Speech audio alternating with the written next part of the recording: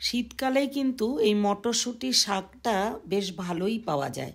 তো কেউ যদি এখনও না খেয়ে থাকেন তো একবার এইভাবে করে খেয়ে দেখুন।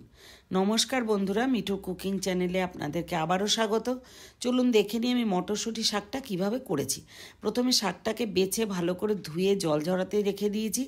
এরপর কড়াইটা গরম করে তাতে সাদা তেল দিয়ে এরপর কিছু বড়ি দিয়ে দিয়েছি। এই বড়িটা কিন্তু একেবারে বিউলির ডাল দিয়েই বানানো, হিং আর বিউলির ডাল দিয়ে বানানো। বাজারে কিন্তু অনেক সময় কিনতে পাওয়া যায়, সেগুলোতে চালের গুঁড়িও দেওয়া থাকে, মানে একটু ভেজাল মেলানো থাকে।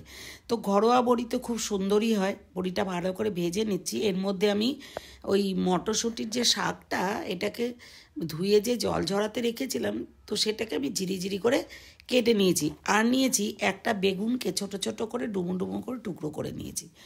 তো রেখে দিয়েছি সাইডে। এরপর বড়িগুলো ভাজা হয়ে গেছে। বড়িগুলো তুলে নিয়ে ওই তেলের মধ্যেই ছোট চামচের হাফ চামচ মতো দিয়েছি কালো জিরে, আর দুটো শুকনো লঙ্কা দিয়ে দিলাম। দিয়ে একটু ভাজা ভাজা হলে দিয়ে দেবো বেগুন, কেটে রাখা বেগুন। এবারে গ্যাসটা কিন্তু লো টু মিডিয়ামেই রাখবো। খুব হাই ফ্লেমে দিয়ে দিলে চট করে তেলটা যেমন টেনে নেবে, তেমন কিন্তু বেগুনটার এক সাইড পুড়ে উঠবে। তো আমি একদম ছোট ছোট করে ডুমো ডুমো করে কেটে নিয়েছি, ভালো করে নাড়াচাড়া করে নিয়েছি। এর মধ্যে দিয়ে দিলাম একদম হাফ চামচের থেকে একটু কম লবণ, মানে আপনারা যেমন লবণ খান ঠিক সেই পরিমাণেই লবণটা দেবেন। আর একটু হাফ চামচের মতন হলুদ দিয়ে দিয়েছি। গ্যাসটা কিন্তু একেবারেই লো টু মিডিয়ামে রয়েছে। একটু নাড়াচাড়া করে মিশিয়ে নিয়ে শাকগুলো দিয়ে দিলাম। শাকটা যত নাড়াবো এবং ঢাকা দেব, শাক থেকে কিন্তু জল বার হবে। আর শাকে যতটা জল বার হবে ঠিক সেই জলেই কিন্তু বেগুনটাও খুব ভালোভাবে সিদ্ধ হয়ে যাবে। পুরো রান্নাটাই কিন্তু আমি একেবারেই গ্যাসটা লো ফ্লেমে রেখেই করেছি। দেখুন, মিনিট খানেক ঢাকা দিয়ে রাখাতে কেমন একটু শাকটা নরম নরম হয়ে গেছে। ঠিক এইভাবে খুন্তি দিয়ে একটু ঘেঁটে দিলে বেগুনটার সাথে খুব ভালোভাবে মিশেও যাবে, খেতেও কিন্তু অপূর্ব লাগবে। যদি এইভাবে রান্না না করেছেন তো একবার অন্তত করে খেয়ে দেখুন। এরপরে নাড়াচাড়া করে ভালো করে মিশিয়ে নিয়ে আবারও ঢাকা দিয়ে দেব। 30 সেকেন্ড মতন পর ঢাকাটাকে খুলে নেব। নিয়ে আবারও কিছুক্ষণ নাড়িয়ে দিয়ে দেবো এক চামচ, ছোটো চামচের 1 চামচ জ্যাগেরি পাউডার। আমি এই জ্যাগেরি পাউডার দিয়েছি, আপনারা যে মিষ্টি খান সেই মিষ্টি দেবেন। কারণ শাক একটু লবণ মিষ্টি ঝাল ঠিকঠাক হলে খেতে কিন্তু অপূর্ব লাগে।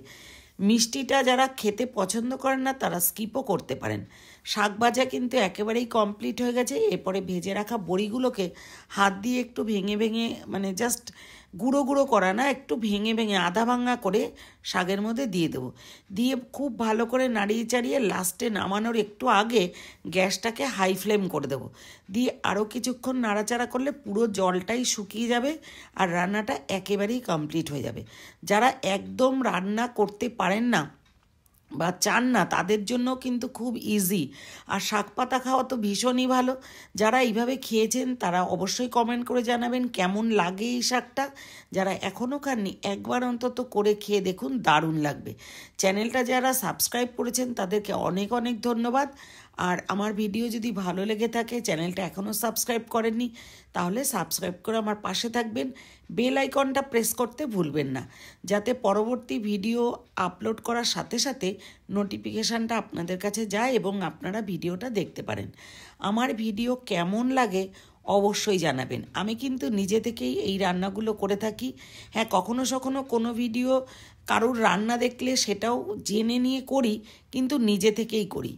তো আপনাদের কেমন লাগে অবশ্যই জানাবেন। আর আমি অবশ্যই রান্নাগুলো ভালোবাসা অ্যাড করেই করি। যে কোনো কাজে ভালোবাসা অ্যাড করলে কিন্তু সেই কাজটা অনেক বেশি ভালো হয়। তো আমি এটা ভালোবাসা অ্যাড করেই করি।